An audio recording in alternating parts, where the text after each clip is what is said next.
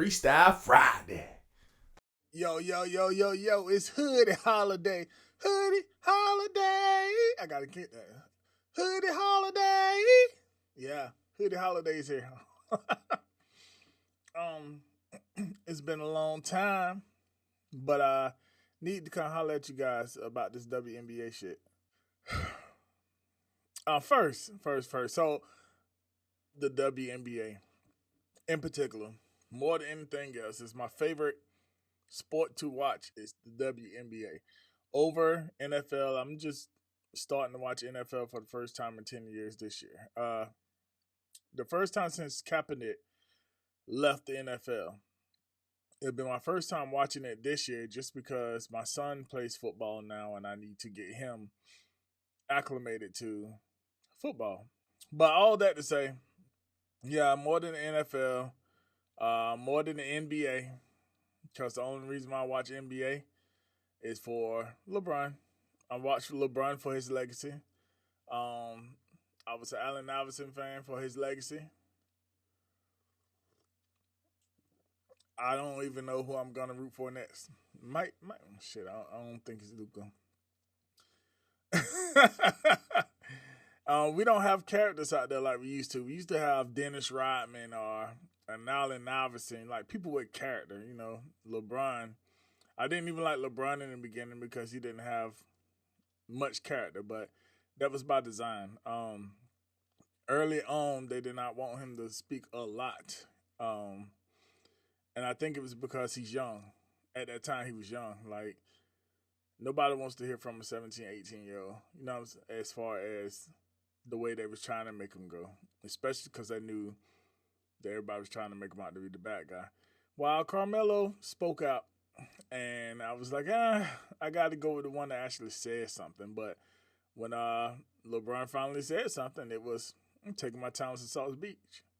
And when he said that and everybody started hating him, that's when I started liking him. So once he retired, I don't know what I'm doing with the NBA anymore. But the WNBA has always caught my eye. I must admit, at first, it was because all them fine-ass women running around.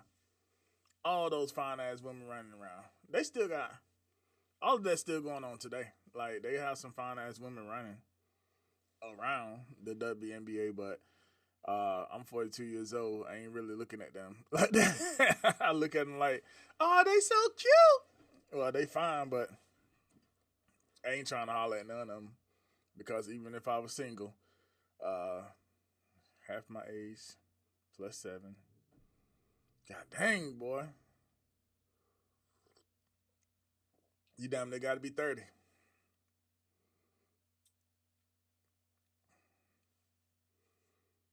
So I think other than like what's that, Skylar Diggins or somebody in that age frame, everybody else is too young for me. But I've grown to appreciate their style of play. I've grown to appreciate the aggressiveness, like what's her name? Kira Austin. Watching her, I mean, Amazon, she 6'6", thicker than the motherfucker.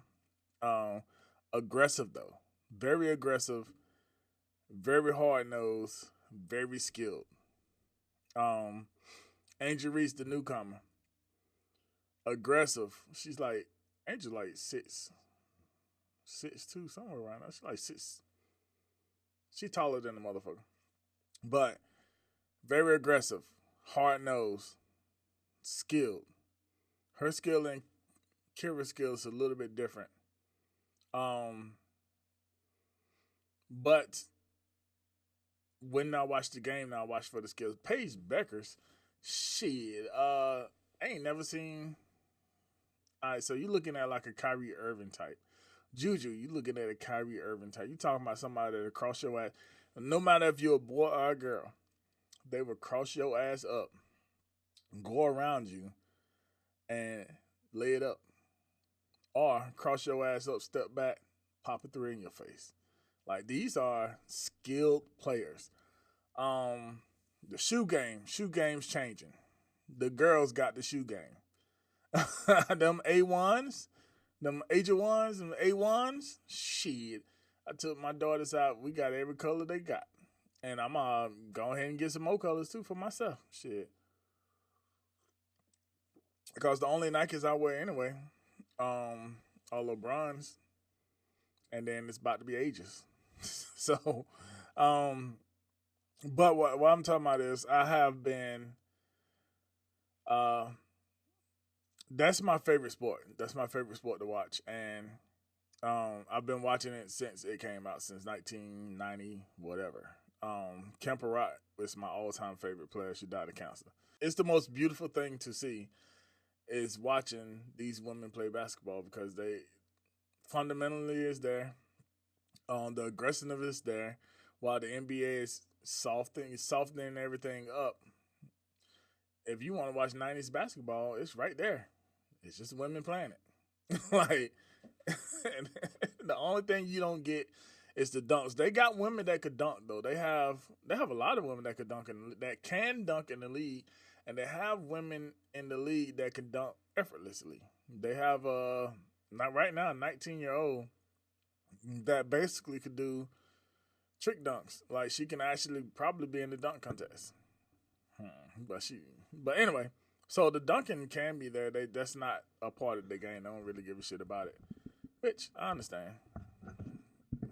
If I had all these other skills, I'll do that too. I mean, you see that with like Luka and with Jokic and stuff like that. Like, when you are overseas, that's a skill set that you might have, but that's not like fundamental in basketball. So a lot of them people don't do that. So as the NBA is digressing into more of a shooting league, fundamentalist league, because all the good players now are fundamentalists. And the NBA has always been there. The games are starting to mesh together a lot more than most people would think. But as these people are coming to watch it, all these new people are hating like a motherfucker. Hence, we finally come to what I came here to talk about. One of the things. I'm here to talk about haters today. Dildo's been thrown on the court. I am so glad they're prosecuting these people. Now, you cannot claim ignorance about these dildos being thrown on the court. You know damn well you shouldn't be throwing dildos on the court. I don't understand what came through your mind to say, hey, I'm going to go to a WNBA game and throw dildos on the court. Why? Why, my niggas? Why? You already know someone that feel like they can claim ignorance and get away with it. That's the people that did that shit. But they deserve to be prosecuted. They deserve to be thrown in jail. That is harassment. And you could have hit one of them women upside the head and knocked them the fuck out. Anyway, they didn't even vibrate. I don't even think they vibrated. If they would have, when they hit the floor and then bounced up and did a jig across the floor and some shit like that.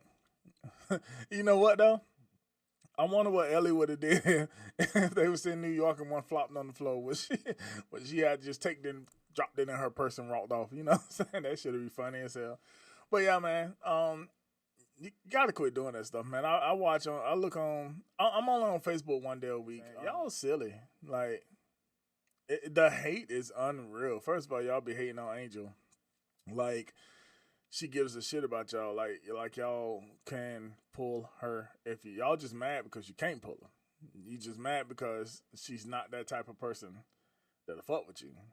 Because if she would let y'all fuck with her, y'all be saying all kind of different things about her. But you know what kind of person she is, and yeah, y'all ain't liking that. So y'all try to make her look weird and say weird shit about her. So, but y'all need to stop that shit. Leave that shit alone. And since I'm bringing up Angel, let me bring up the second reason why I came to talk to y'all today. I think Candace Parker is getting paid to say dumb shit about the WNBA right now. I respect that woman so much. She has done so much for the game. She's at this time, as far as finished careers, she is the GOAT. finished careers. She will be lapsed by Asia, and she's, I don't know, Fee been on the tear too. But right now, a little bit disclosure. I've never played professional basketball. The furthest I got was my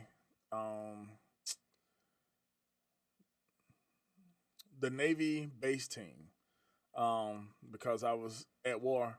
So my goal was to I didn't go to college out of high school because I thought I was outsmarting everybody. I grew up poor, so I went to the money, which really wasn't the money. I could have not went to the Navy and made more money after 4 years, but I went to the money instead of going to college. So in doing that, I thought I was gonna take a different route to get into the pros and all that stuff. So I was like, if I make the Navy base league, I could take that, catapult myself into either a college team or walk on for the pros or something like that. It didn't happen because I went to war and stuff like that. But I was a pretty good player. I did. I beat some NBA players in pickup games, not 1-on-1. I had a 2-on-2 game with somebody that whooped my ass, but that was in high school, and it taught me some things that I needed to learn. And I kind of wish I would have got to play them again within the next year or so, because I think I could have beat them the second time around in a 2-on-2. 1-on-1, I was never gonna win. Not this guy. I beat a NBA player on a 5-on-5 game. I beat NBA players on 5-on-5. I've been on the team and I've been instrumental in winning those games. That's about all when it comes to the NBA. Candace Parker has way more experience in the WNBA than I do. Her word matters a lot more than mine. So her word actually carries. And I do respect the hell out of her. But I don't think the words that are coming out of her mouth are true words. Like, you can't the shit that she said about Angel. You could not have been watching games and saying that about Angel. You could not have watched the game and then put Caitlin Clark that far over Angel. Like, some people respect different things than others. A lot of people respect offense a lot more than defense. That's most people. I respect defense just as equally, which is why in my book, Dennis Rodman is in the top 10. In my book, in my personal top 10, Dennis Rodman is up there.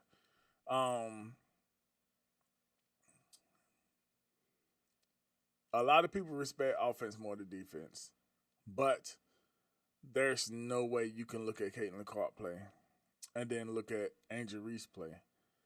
Put Caitlin Clark in the second tier, right under top tier, and then put Angel Reese down basically in the shit club. Like, they both got the same amount of time in the league. If you ask me if you watching it, Angel's performance is more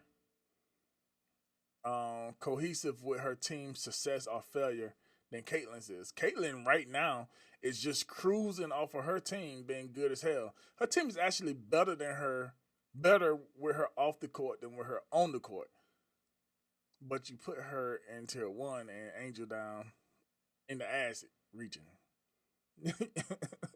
So I don't understand where Candace Parker is coming from with all of this. I think she's getting paid to give alternate opinions. Like, I don't think those are her real opinions. And the fucked up thing about it is, Angel gave her all the praises in the world when she went on Angel podcast doing Unrivaled. Angel gave her all the praises in the world, and she went a couple of months later. I don't know how long she did that interview. I post my shit within the same week that I did it most of the time. But in showbiz, sometimes you do something and post it a year later or you do something and post it 2-3 months later. You want it to still be relevant when you post it. So you could do it during the off season and then wait to post it when the season comes. So that shit is just weird to me because I think that she had to do that between the time the Angel brought on the podcast and by the time it dropped. But when it dropped, Caitlyn wasn't even playing no more. Today is August the 24th, and Caitlyn is warming up for the first time. I want to say all summer. This is wild. That's all that I have to say about the WNBA today. If you are not following me, I mean, you don't have to,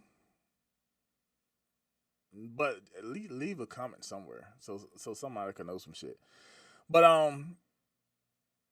don't follow me. Follow the WNBA with some good spirits though. And I'm telling you now, I'm gonna come back and tell y'all some reasons you should watch the WNBA. I am married, so wife don't get married. They stop making my kind. Yeah, I lose sleep, but it's alright 'cause I'm on the grind.